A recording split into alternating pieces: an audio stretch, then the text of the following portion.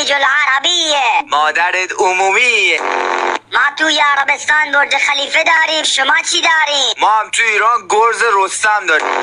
مگه شما تو گذشته چی داشتین که اینقدر بهش مینازین؟ اون موقع که ما فاضلاب داشتیم شما با پشکل گوسفند واسه خود گردنبند درست میکردی. من کار به این کارا ندارم. خلیج عربیه. ببین خلیج عربی مثل فرهنگ عربستانه. یعنی چی؟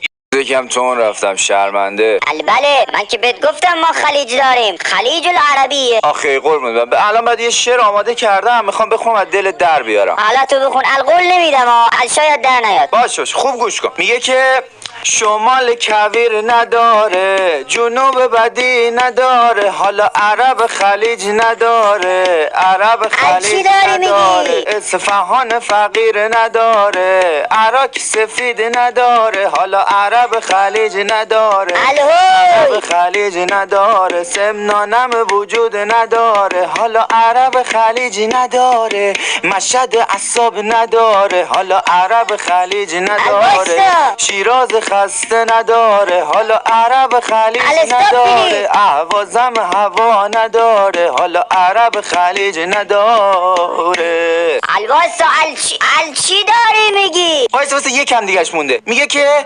اردبیل گرما نداره، گیلان برنج نداره، حالا عرب خلیج نداره، عرب خلیج نداره، تهران آلودگی نداره، حالا عرب خلیج نداره، بوشهر سرما نداره، حالا عرب خلیج نداره، بندر که جنسی نداره، اصلا قزوین که ترس نداره، عرب خلیج نداره، عرب خلیج نداره.